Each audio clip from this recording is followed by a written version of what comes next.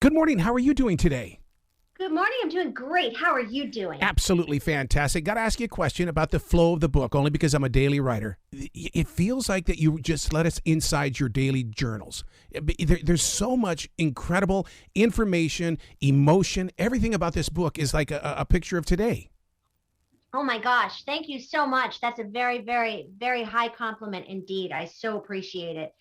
Um, I set about writing this memoir sort of that way. I wanted it to be relatable and accessible, and I just wanted it to be me. It was such a profound.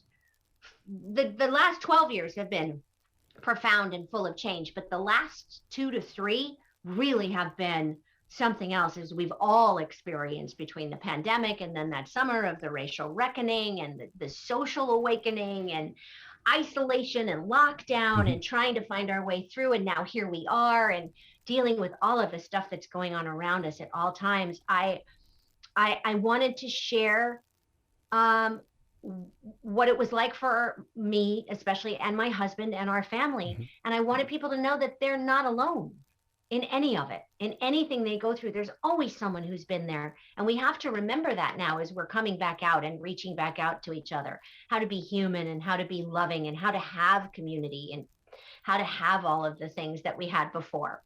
My mantra is share your story or someone will write it for you. And I think that's the reason why I've embraced this book, Back to the Prairie, is because you are sharing your story. And that's what's great about this. Yes, it's straight from the horse's mouth. It is 100% from me, and it's about my life and my experiences, none of which are unique to me. Ultimately, by the way, um, we've all been through loss. We've all been through change. We're all aging. Mhm. It's a collective, universal experience, and I just wanted to share that with people. Well, it also showcases how real you are because I mean, you've got things in here when what you're looking for is real love, then what you see is what you get. That's a very touching chapter because you really do open up and say, "Oh my God, she's just one of us." Well, that was my hope, and I'm glad you saw it that way. And yeah, I'm at this extraordinary place in my life now where I'm really I've left Los Angeles. I've allowed myself to grow into myself. I've Mhm. stopped coloring my hair. There's no filler and Botox in my face. I'm just 100% me, and I'm married to this extraordinary man, Tim Busfield. We have this wonderful partnership, and now we have this wonderful home and these kids and grandkids. And I wanted to share that with people, and I wanted especially to let women of a certain age know that not only is it okay to age, but we really need to celebrate that this is who we are, and really force people to see us uh, as we are, these forces to be reckoned with. There's nothing more incredible than a wise, centered, grounded woman, really. Do you feel like you're a messenger in the way that that people do need to be grounded and the way that the language you speak is through the everyday experience? I don't know about being a messenger. That seems like a lot of responsibility. How about just another human being out there sharing my experience and hoping that other people will find it meaningful and will share their experience back. I actually created a lifestyle line that goes with the book, which people can find at www.modernprairie.com, which is exactly a place where we can come together to share these experiences.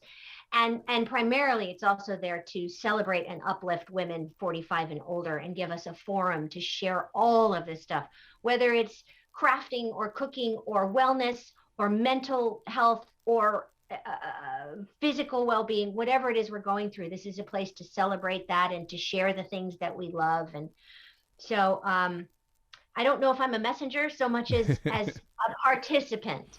Well, I hope it inspires, especially women as well as men, to start writing their story down. And the reason why I say that is because I don't know my mother's full story. And I'm not ever going to get to know because we lost her this year. But with you, I mean, this is something, you dedicated this book to your grandchildren. So therefore, I know they're going to carry it forward to their grandchildren. I certainly hope so. And I'm so sorry to hear about your mother's passing.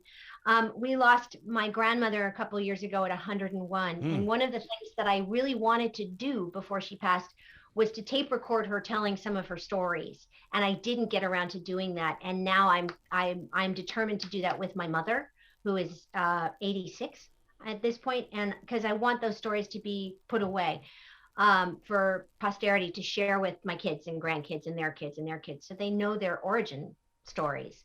And I hope this book will provide them with a bit of an origin story about me. Did you get to answer a lot of your questions in, let's say, even the chapter Ask Me in the Morning? Because, I mean, there's some honest-to-God questions here that I know that are going to transfer into the eyes and hearts of your readers. Because, I mean, it's, human skills are a big thing, but you put it out there.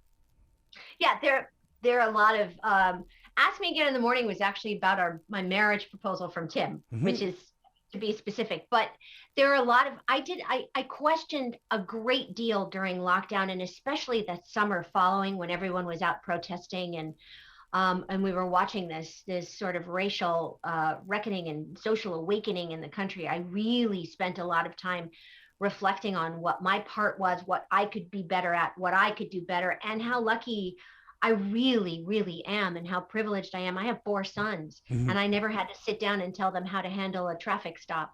Just the assumption that they would get a ticket or not get a ticket, and that's something that I don't want to ever take for granted again.